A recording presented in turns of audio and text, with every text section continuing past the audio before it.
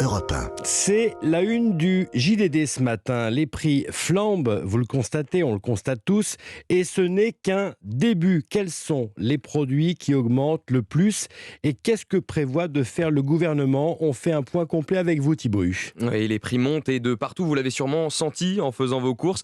Le kilo de tomates a pris plus d'1 € en 2 ans. Le prix du filet de bœuf, de la farine et du café ont aussi grimpé. Et la guerre en Ukraine a surtout fait flamber la facture d'énergie. Depuis 2019, le gasoil a augmenté de 38%, la bonbonne de gaz de 8,6%. Et le champion en toute catégorie, c'est le fuel. Les 1000 litres coûtaient 950 € il y a 2 ans. Cette année, c'est 1500 €. Ça fait beaucoup, mais alors qu'est-ce que souhaitent les Français? On leur a posé la question.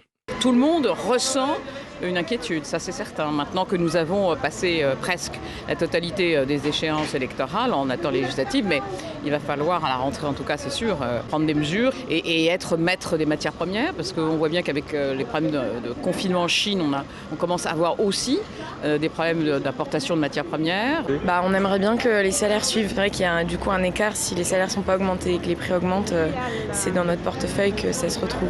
Le prix, il monte toujours par palier, mais il n'y a jamais le palier à la baisse. Malheureusement, le prix de l'essence ne va jamais revenir au prix on l'a connu il y a ça 6 ou 7 mois où il était à 1,40, 1,50 quoi. Et puis peut-être que le gouvernement aussi devrait réduire un petit peu les taxes. Voilà, et des mesures ont déjà été prises, bouclier tarifaire, remise sur les carburants, prime inflation.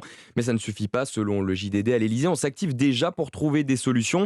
Emmanuel Macron a d'ores et déjà promis d'indexer les retraites sur l'inflation dès cet été, mais aussi le RSA, la prime d'activité et les allocations familiales et handicapées.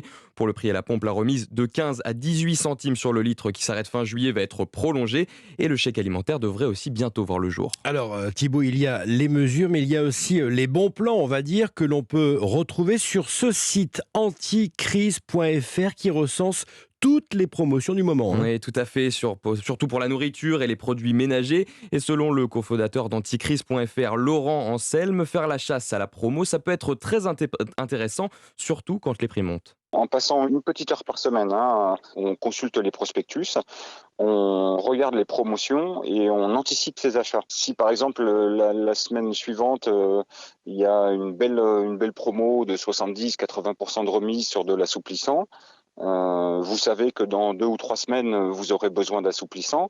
C'est à ce moment-là qu'il faut en profiter. Je dirais qu'une famille, un couple avec 2 enfants peut espérer facilement obtenir 4 à 500 € de remise mensuelle.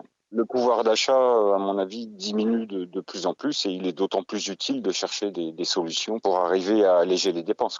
Voilà, et en un an, avec sa femme, Laurent Anselme a réduit de 65% son budget de course à l'année, 5 000 € d'économie seulement à coup de promo. Notez bien ce site anticrise.fr, dossier signé Thibaut Huche.